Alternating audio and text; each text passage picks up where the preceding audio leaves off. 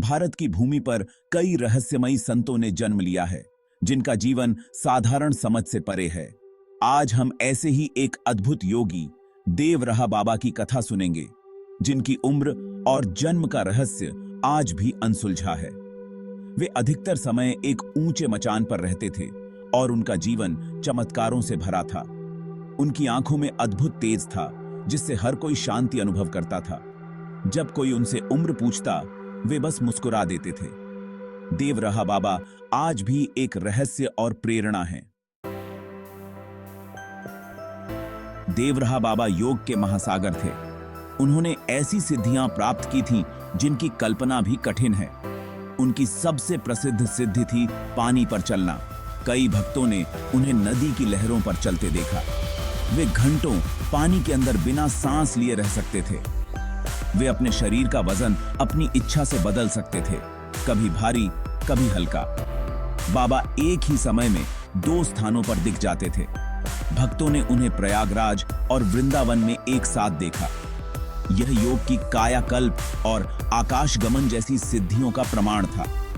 वे मन की शक्ति से भक्तों को बुला लेते थे और भविष्य की घटनाएं भी बता देते थे। उनका जीवन दिखाता है कि योग केवल व्यायाम नहीं, आत्मा को परमात्मा से जोड़ने का मार्ग है। उनके चमत्कार केवल प्रदर्शन के लिए नहीं, बल्कि लोगों के कल्याण के लिए थे। एक बार एक बीमार बालक को बाबा के प्रसाद से चमत्कारिक रूप से स्वास्थ्य मिला। उनकी सबसे बड़ी सिद्धि थी आत्मनियंत्रण। वे सर्दी गर्मी में एक समान रहते, कई दिनों तक बिना खाए पिए केवल हवा और सूर्य की ऊर्जा पर जीवित रहते थे। देवरहा बाबा के चमत्कार भारतीय योग परंपरा की गहराई और उसकी सच्चाई का प्रमाण है। देवरहा बाबा का प्रकृति से गहरा रिश्ता था। वे पेड़ पौधों, नदियों और जानवरों को परमात्मा का स्वरूप मानते थे। वे जानवरों की भाषा समझते थे। शेर, सांप, मगरमच्छ भी उनके पास आकर शांत हो जाते थे। उनका प्रेम हिंसक जीवों को भी शांत कर देता था। बाबा पेड़ों को सच्चा संत मानते थे, फल, छाया और प्राणवायु देने वाले, बिना कुछ मांगे। वे कभी हरे पेड़ काटने नहीं देते थे और भक्तों को पेड़ लगाने के लिए प्रेरित करते थे। नदियों के प्रति उनका प्रेम अगाध था। वे यमुना और सरयू को मां कहते थे और नदियों को स्वच्छ रखने का संदेश देते थे। वे कहते थे, नदियां जीवनदायिनी हैं और उनकी रक्षा हमारा कर्तव्य है। उनका यह संदेश आज भी जल संरक्षण अभियानों के लिए प्रेरणा है। बाबा खुले आकाश के नीचे प्रकृति की गोद में रहते थे। चिड़ियों का चहचहाना उनका संगीत था, बहती नदी की कलकल उनका भजन। उनका जीवन सिखाता है कि सच्चा सुख भौतिकता में नहीं, प्रकृति के साथ सामंजस्य में है। देवरहा बाबा का प्रकृति प्रेम हम सभी के लिए आदर्श है।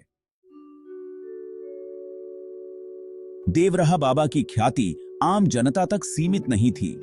देश के प्रधानमंत्री, राष्ट्रपति भी उनके आशीर्वाद के लिए आते थे। डॉक्टर राजेंद्र प्रसाद, इंदिरा गांधी, राजीव गांधी, अटल बिहारी वाजपेयी जैसे नेता बाबा के भक्त थे। वे मानते थे कि बाबा के आशीर्वाद में अद्भुत शक्ति है। बाबा कभी किसी पार्टी या विचारधारा से नहीं बंधे। वे केवल राष्ट्र के कल्याण की कामना करते थे। वे अपने मचान पर रहते, नेता नीचे खड़े होकर उनसे बात करते। यह दिखाता है कि सच्ची आध्यात्मिक शक्ति सांसारिक सत्ता से ऊपर है। बाबा किसी से भेंट या दान नहीं लेते थे, केवल आशीर्वाद देते थे। इंदिरा गांधी को उन्होंने चुनाव हारने के बाद सांत्वना दी और भविष्यवाणी की, जो सच साबित हुई। वे राजनेताओं को सिखाते थे कि सत्ता का उपयोग सेवा के लिए हो, स्वार्थ के लिए नहीं। उनका मानना था कि राजा का धर्म प्रजा की सेवा है। देवरहा बाबा का जीवन प्रमाण है कि एक सच्चा संत समाज और राष्ट्र को सही दिशा दे सकता है। उनका मार्गदर्शन आज भी प्रासंगिक है। देवरहा बाबा ने कभी किताबी शिक्षा नहीं ली, फिर भी वे वेद, पुराण, उपनिषद के जाता थे। उनका ज्ञान साधना और अनुभव से आया था। वे कठिन आध्यात्मिक विषयों को सरल शब्दों में समझा देते थे। उनका ज्ञान अनुभवजन्य था, न कि केवल पुस्तकीय। बाबा की साधना का आधार हठ योग था। उन्होंने प्राणायाम, बंध, मुद्रा और समाधि में महारत हासिल की थी। वे घंटों एक ही आसन में स्थिर रह सकते थे, अपनी सांसों को लंबे समय तक रोक सकते थे। उनका शरीर और मन योग साधना से शुद्ध था। ध्यान और समाधि उनके जीवन का अभिन्न अंग थे। समाधि में वे ब्रह्मांड के रहस्यों को जान लेते थे और तीनों कालों को देख सकते थे। बाबा को आयुर्वेद, ज्योतिष और वास्तुशास्त्र का भी ज्ञान था। वे जड़ी बूटियों से बीमारियों का इलाज कर देते थे। उनका जीवन सिखाता है कि सच्ची साधना से मनुष्य हर प्रकार का ज्ञान प्राप्त कर सकता है। वे आज के युवाओं के लिए प्रेरणा हैं। बी की इब्बाशाय की टेन थे। देवरहा बाबा दया और करुणा की मूर्ति थे। उनके लिए सभी जीव समान थे, अमीर, गरीब, मनुष्य या पशु। जो भी उनके पास आता वे उसे अपना समझकर स्नेह देते थे। उनकी आंखों में इतनी करुणा थी कि दुखी व्यक्ति भी शांति पा जाता था। बाबा का प्रसाद वितरण निराला था। वे मचान से प्रसाद फेंकते और वह हमेशा सही व्यक्ति के हाथ में पहुंचता था। प्रसाद की मात्रा कम होती फिर भी सभी में बांट जाता था। लोग मानते थे कि इससे उनके कष्ट दूर हो जाते हैं। बाबा का प्रसाद प्रेम और आशीर्वाद का प्रतीक था। वह कभी समाप्त नहीं होता था। वे पशु पक्षियों को भी उतना ही प्रेम देते थे। अपने भोजन का पहला हिस्सा हमेशा जानवरों और चिड़ियों के लिए निकालते थे। उनका जीवन सिखाता है कि सबसे बड़ा धर्म दया है और हर जीव के प्रति प्रेम रखना चाहिए। हर कहानी का अंत होता है। देवरहा बाबा ने अपनी अंतिम यात्रा का निर्णय स्वयं लिया। 19 जून 1990 योगिनी एकादशी के दिन। यह कोई सामान्य मृत्यु नहीं थी, बल्कि एक महायोगी का अपनी इच्छा से शरीर त्यागना था। बाबा ने पहले ही संकेत दे दिए थे कि उनका समय आ गया है। वृंदावन में यमुना के किनारे उनके आश्रम में भक्तों का सैलाब उमड़ा।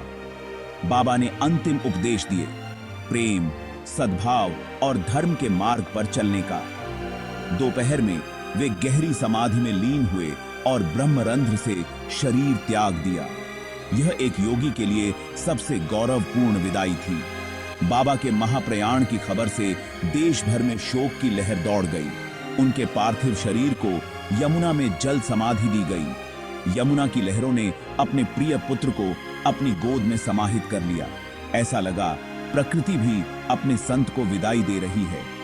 देवरहा बाबा आज भी हमारे दिलों में जीवित हैं। उनकी शिक्षाएं, चमत्कार और यादें अमर हैं। वे युगों युगों तक लोगों को प्रेरणा देते रहेंगे।